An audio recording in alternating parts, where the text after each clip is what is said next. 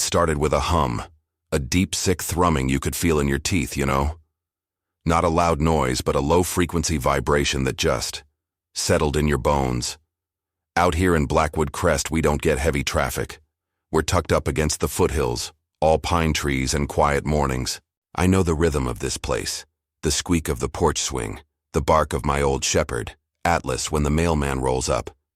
I'd spent 25 years as an engineer, mostly in civil defense, building bridges, analyzing structural failure, the kind of work that teaches you to trust physics more than people. I came here for the stillness. Bought this lot specifically because the land behind it, that steep shaly slope, was marked on the original deeds as a permanent buffer zone. No building, ever. So when the ground started to hum that Tuesday morning, I put down my coffee and walked out back. Past the shed, at the property line, there it was. A blinding yellow excavator tearing into the slope where nothing but scrub oak had been since the 70s. Men in vests running lines. And the ground itself, it wasn't solid rock, it was fragmented shale, clay, and old construction fill. My stomach dropped. I knew what they were doing. I shouted to the nearest guy, "What is this project?" He just pointed a thumb over his shoulder, didn't even stop marking the ground. HOA mandate, water reclamation, scheduled work. Scheduled work? My mailbox was empty. My inbox was silent. No votes, no meetings, no mention. Nothing. I dialed Vivian Sterling, the HOA president. Vivian. She believed in power, capital P. She answered, all sunshine and veneers. "Elias, how lovely to hear from you. Gorgeous day, right?" "Vivian," I cut her off, my voice steady, but the fuse was lit. "There is heavy equipment digging 6 feet from my fence line. What is going on?" The pause was exquisite, patronizing. "Oh, that?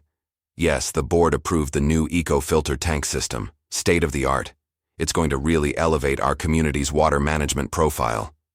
You didn't notify adjacent homeowners." "Well, it was discussed," she sniffed, "in our January meeting." I was at that meeting, Vivian. I reviewed the minutes. There was no mention of a 20-foot elevated steel tank. Her voice went icy, shifting. From friendly neighbor to corporate CEO in a millisecond. "The bylaws grant the HOA permission to build on common space, Elias, as long as it benefits the community.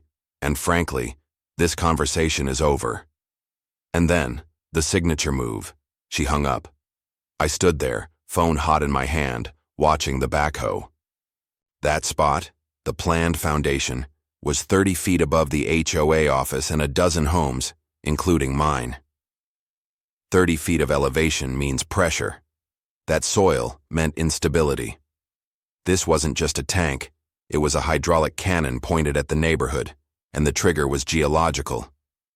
By Friday, they had poured the concrete pad. By Monday, my fence was listing. Not old age, not wear. The ground was visibly shifting. I brought it up with a young HOA rep, a nervous guy named Ben. He just squinted. "Are you sure it's the construction, Ray? Could be the drought." He shrugged off the hairline crack I showed him running down the slope. "I'll bring it up with the board," he promised. He didn't. That week, the tank segments arrived. Cylindrical, gleaming stainless steel. Beautifully engineered, I had to admit, but designed for a flat, compacted municipal lot, not a broken shale hillside. I took pictures. I filed complaints. I sent emails with soil stability citations. All I got back was a boilerplate form letter thanking me for my civic interest. They gave me 5 minutes at the next board meeting.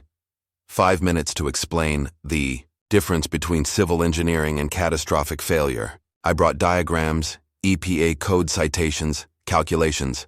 Dale Vickers, the treasurer, thin hair slicked back, polo shirt tucked into khakis like he was auditioning for a financial fraud commercial, leaned forward with a grin. "Are we really entertaining? The idea," he chuckled to the crowd, "that we've built a death tank behind Elias's house?"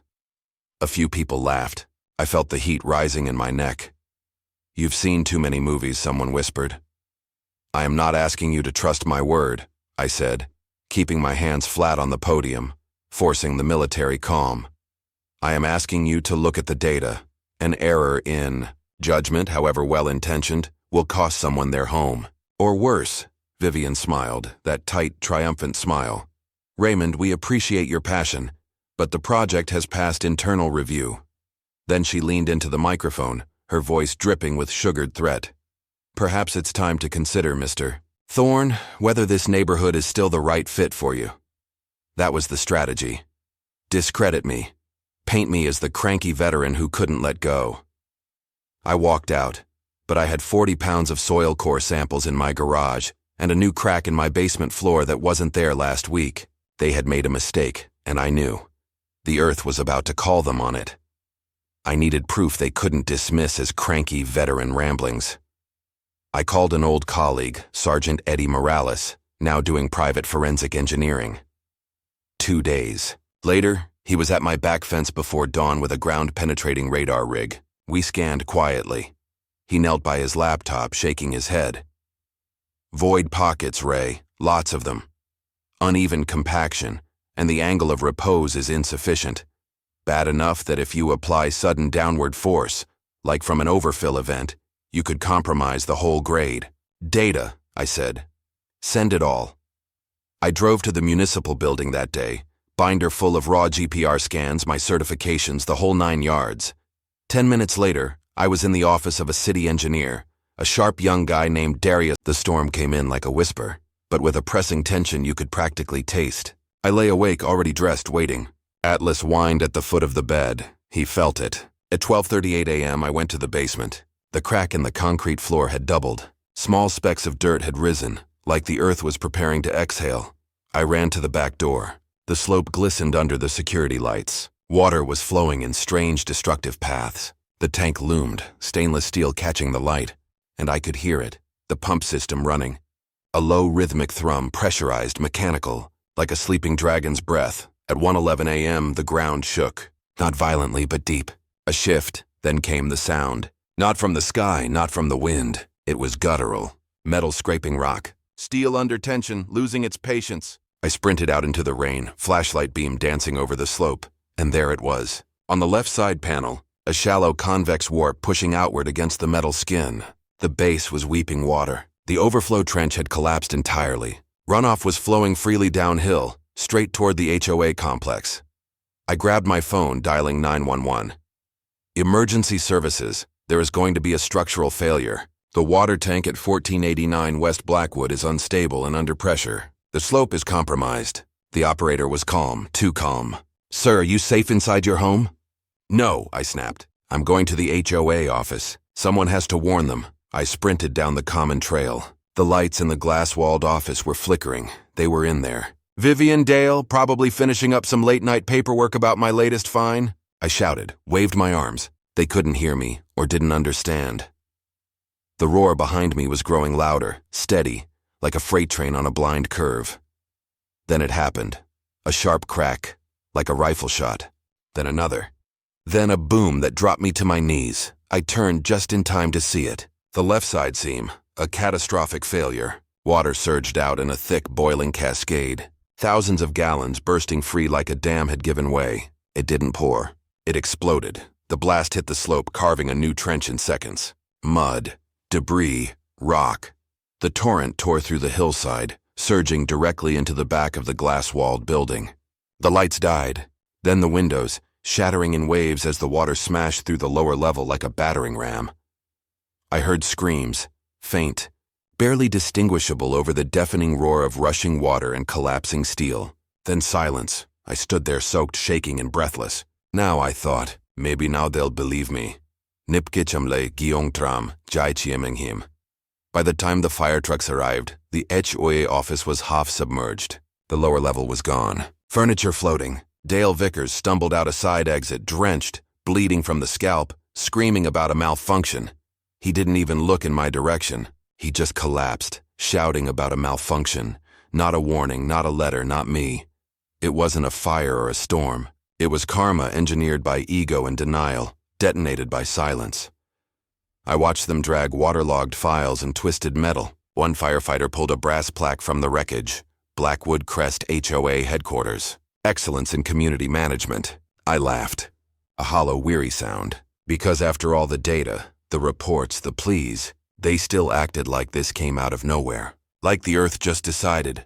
The next morning, I emailed the full package, the footage, the internal emails, the fraudulent grant application details, to every major news outlet, the city, and the Attorney General. Then I sent it to the neighborhood forum. I titled the file, "This was preventable. Evidence package from Elias Thorne." The response was immediate. Neighbors knocked on my door. They apologized. They stood in stunned silence, processing what they had ignored. "I didn't want to believe you," one man said, guilt etched on his face. "It was easier to think you were overreacting than to admit we'd made a mistake." Vivian Sterling emerged late that morning. Hair plastered to her face, her expensive white blazer stained with mud. She stood at the edge of the disaster, staring at the hollow shell of her legacy. She never looked at me. When the news crew approached her, she muttered something about an act of God and pushed past them. But it was too late. I had already spoken louder than she ever could. Within a week, 76% of the homeowners signed a vote of no confidence. Vivian Sterling was officially removed. The State Board of Civil Infrastructure Safety showed up, taking soil samples and photos of the collapse. This wasn't just an oversight. It was gross negligence fueled by fraud. The tank was never about water management. It was about securing a lucrative green infrastructure grant. The rebuild process took months. I stood on the overlook the day they hauled the last panel away. It looked smaller somehow, dented, powerless, like the ego that built it had deflated with the pressure valve. Jason Flynn ran for president and won in a landslide. I refused the office. I didn't want power. I wanted accountability. Instead, I helped draft the new bylaws. Every project would require independent third-party review. Every meeting recorded. In early spring, Jason and I stood at the edge of the old tank site, now just a soft, regraded hill covered in native grasses. "I've been thinking," Jason said, pulling out a sketch, "about putting a plaque here." I raised an eyebrow. "Not for the board," he said. "For the lesson. Something simple, something honest." I stared at the sketch. It read, "Here stood the result of silence. May we never stop asking questions." That was all I'd ever wanted. Not credit, not praise, just truth. Later that week, I visited my wife's grave. I told her everything, about the flood, the screams of steel, and the silence that followed. I told her how the neighborhood found its voice again, how people stopped looking away, how, for the first time in years, it felt like home again. My life returned to a quieter rhythm. The porch swing creaked again, this time from me, not tremors. The dog stopped pacing. One evening, a young couple, new homeowners, stopped by. The man paused. "Excuse me, are you Elias?" I nodded. "We just wanted to say, we read about what happened. Watch the video. Thank you for standing up, for not backing down." I smiled. "Welcome to the neighborhood," I said. "But remember, good places stay good because people watch the edges." He nodded, and they walked off, hand in hand, down a street that no longer trembled under the weight of ignorance. And I felt something I hadn't in a long time. Peace. Not the kind that comes from still water, but the kind that comes after the flood. Naknen Tang Len, Ketuk Bang Tiang Rung Jong Tat Han.